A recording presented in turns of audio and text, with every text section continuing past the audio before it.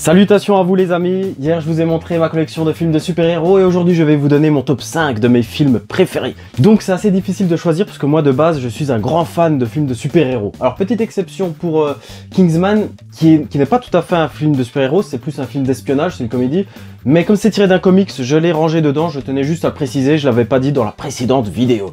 Alors, par quoi commencer? C'est tellement dur. Je vais commencer peut-être par mes déceptions déjà. Mes déceptions, alors il y a des films qui sont des navets, on le sait très bien, comme Batman et Robin, Daredevil, Elektra, et j'en passe. Mais dans mes déceptions à moi, il y a eu Thor, le monde des ténèbres, que j'ai pas accroché. J'ai beau le revoir, ce film, j'ai beau essayer de rentrer dedans, ça ne passe pas. Je ne sais pas pourquoi. Dans mes déceptions également, le film Wolverine, qui est quand même pas extra. La suite non plus, le combat de l'immortel. Je suis assez mitigé dans le sens où je m'ennuie un petit peu. Et alors Ghost Rider, je suis pas rentré du tout dedans. Après, ce sont des avis personnels, hein, je tiens à le préciser. Donc ça, c'était parmi mes déceptions.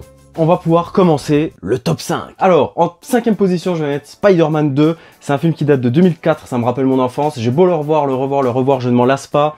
C'est le Spider-Man de Sam Raimi, il y avait une vraie vision derrière. Même si j'aime bien les autres Spider-Man, hein, mais celui-là, il y avait quelque chose en particulier. D'ailleurs, j'ai bien aimé également le 3, je sais pas si c'est votre cas également, mais il n'était pas si mauvais, même s'il y a une petite déception pour Venom. Bon, 4ème position, le choix était difficile, mais j'ai choisi Captain America, le soldat d'hiver, donc The Winter Soldier. Alors là, pareil, je ne m'en lasse pas, j'ai beau le revoir, il y a une tension dans ce film.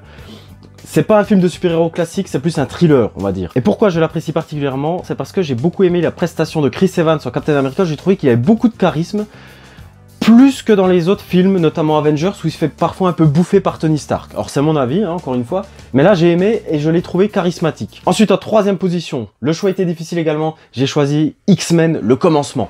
Alors, j'ai beaucoup aimé les autres X-Men. Celui-là revient en arrière, on revient dans le passé, la jeunesse de Professeur Xavier. Et je l'ai trouvé excellent, tout simplement excellent. Pareil, j'ai revu plusieurs fois. À chaque fois, j'ai les frissons avec le thème de Magneto, la musique derrière.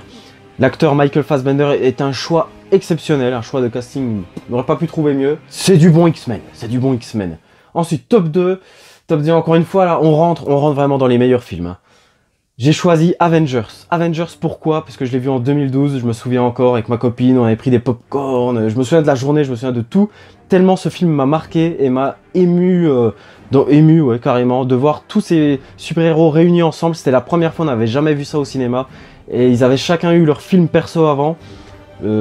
Avengers a été teasé des années avant. Et les voir au cinéma se taper dessus, Thor contre Tony Stark. Tony Stark qui s'entend pas avec Steve Rogers, et j'ai aimé ça en fait, les relations entre les personnages et la scène d'action finale à New York. Enfin vraiment, ce film il m'a marqué et je pense qu'il a marqué un tournant dans les films de super-héros, vraiment. Et Marvel a vraiment pris son envol depuis ce film, clairement. Et ça a marqué la fin de la phase 1. Je pense qu'il mérite totalement d'être en place numéro 2. Et ensuite on arrive au top 1 et je pense que vous en doutez, vous savez peut-être déjà lequel j'ai choisi, mais celui-là il est mythique. Pareil, encore une fois, j'ai du mal à trouver les mots, mais les films qui me font frissonner à chaque fois que je regarde, il n'y en a pas 36, il n'y en a pas beaucoup. Et celui-là, à chaque fois, il me met les frissons. C'est bien sûr The Dark Knight de Christopher Nolan, avec Heath Ledger, Christian Bale, etc. Que du bon, que du gratin. Et pareil, l'histoire, elle est tellement... On se sent mal à l'aise quand on regarde le film. On sent qu'il y a un truc de malsain avec le Joker qui prépare ses plans et tout. Et c'est un très bon film de super-héros réaliste, sombre. Il y avait tous les ingrédients. Et d'ailleurs, j'ai été déçu par le 3e avec Bane, qui n'avait pas du tout la même envergure que le Joker. Batman Begins c'était très bien aussi, il avait bien préparé The Dark Knight. Donc voilà pour mon top 5.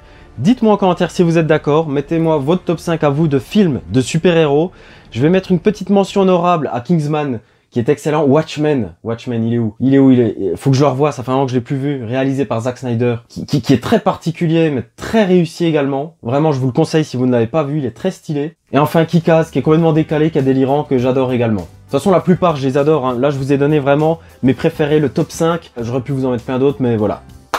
Merci de m'avoir suivi. On continue à faire le tour de la Batcave les prochains jours. Hein. J'en profite d'être en vacances chez mes parents pour vous filmer plusieurs coins. Et je vous dis à demain pour une nouvelle vidéo. Ciao, ciao!